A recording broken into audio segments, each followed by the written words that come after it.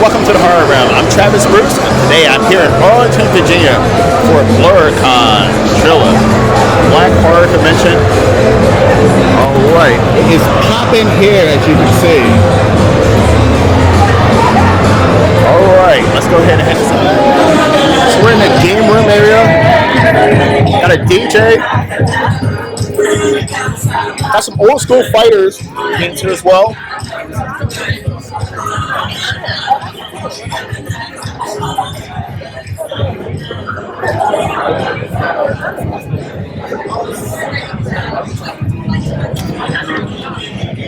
I'll be at your especially since I missed the last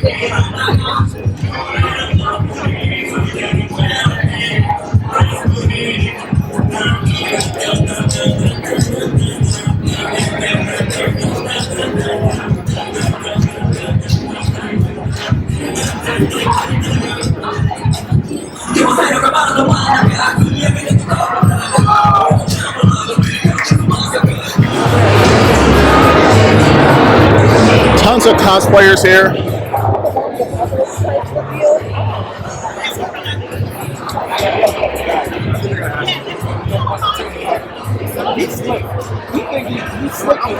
It is popping here. It's like super loud.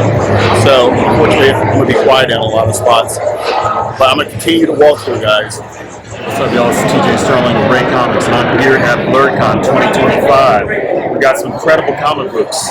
Okemos, Shattered Visions, Okemos Dark History, and Joystick Angels. Pull up and see us at booth A16, Friday through Sunday. Okay. I almost said Monday through Friday. I know, right? Now, how can we find you on social media? It's RAEcomics.com. Awesome. Well, I'm about to grab myself a copy. Listen, guys, definitely check them out. Appreciate you.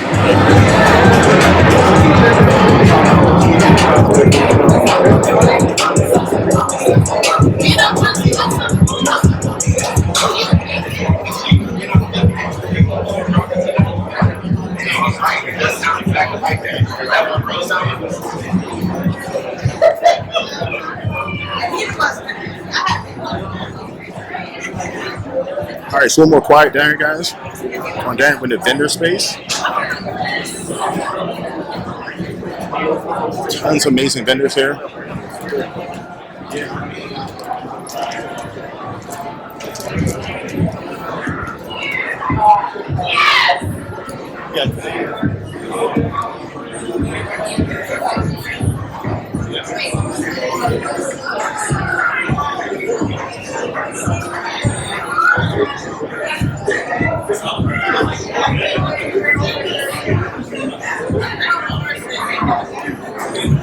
I'm gonna have to buy it. I can figure it out. Okay. Close the bag. You gotta get the picture. Yeah, take a picture.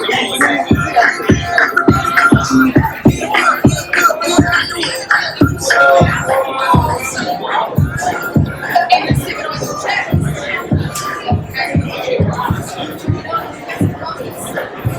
See what up? So what I was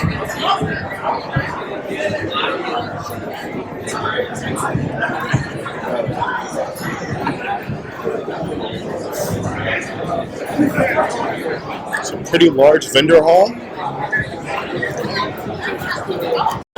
Guys, I'm here with my man, David Krause. Listen, here's an amazing comic book.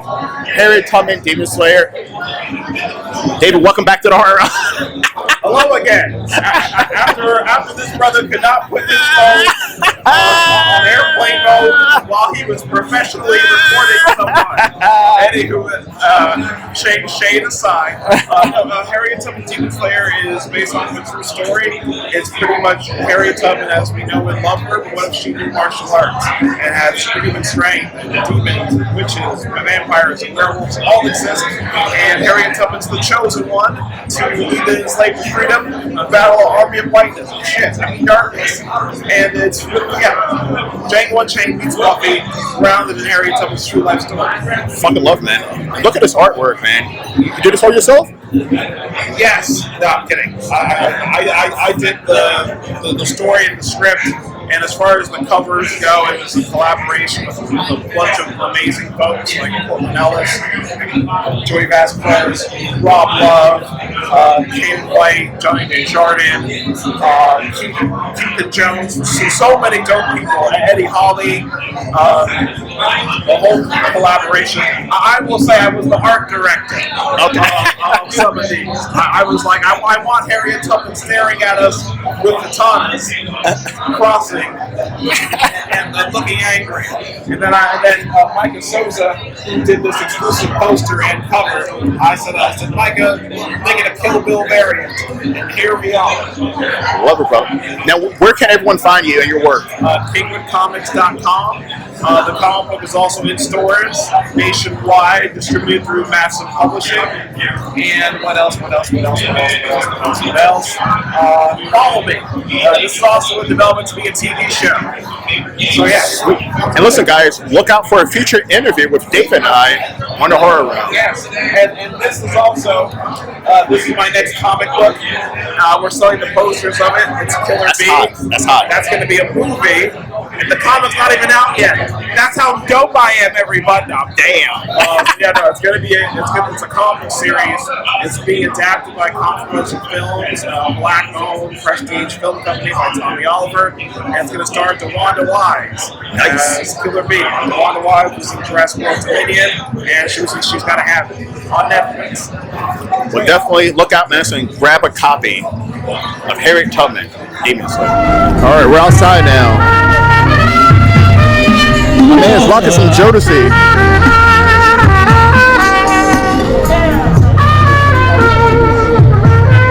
I'm from Georgia.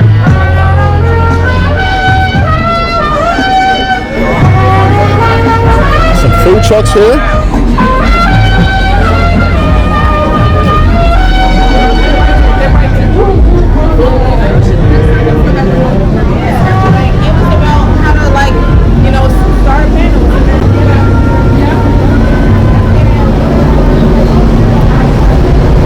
How you doing? Good, man.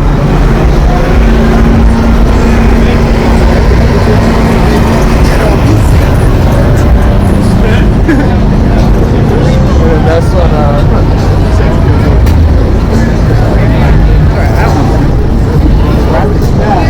that's a dangerous man right there, bro.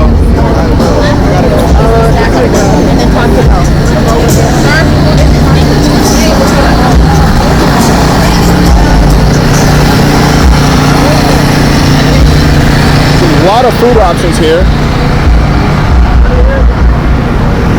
It's always great for any kind of convention. All right, so Blerd Con 2025. Look, it's amazing, growing up as a black nerd in the late 80s, 90s. It was something you had to hide. Unfortunately, I grew up during the biggest time of hip hop era where, being a thug was a thing you had to do. You had to walk this stereotype to be considered a black person. And you were kind of ridiculed for being anything but that, especially for me, by other black people, believe it or not. So it's nice to see that, black nerds were able to have a con and be themselves and be free in the year 2025. It's amazing. Love it. I love this. I kind of wish I would have grew up during this era right now, the 2000s, because, it's okay to be a black nerd. Loved it. Love to see the black cosplay. Also, too, one thing about Blerd Con, knocks out of the park every single time. Food is so important. You're there for hours at any con. It's important to have options with food, and Blerd Con with the food trucks give you so many options. Also, too, I'm a big gamer, and to go downstairs and you have all these free games to play, old school games, new school games, arcades for free to play. And also, it's a great way for you to communicate and network with complete strangers. Thumbs up. Shooting over into the negatives. I don't consider Blerd Con a con. I don't consider it a Comic-Con. I consider it a black club that you would go to anywhere in the United States. And there's a theme where you can wear cosplay. And when I say cosplay, the most risque cosplay you have ever seen in your whole entire life. It's almost pornographic. And I talk about, you've seen my previous video, I talk about, oh my goodness, tits and ass. But no, this is on a whole nother level. I've never been to cons and seen pussy hanging out. And I saw pussy hanging out numerous times here. So this is definitely not a family-friendly convention like they advertise that you can bring kids. You bring kids to this con, you're going to have some questions because you got to realize you can bring your own alcohol. People are definitely drunk. It smells like weed all the way throughout and outside. So you have people who are highly intoxicated, horned up, and naked. And it is not my type of scene at all.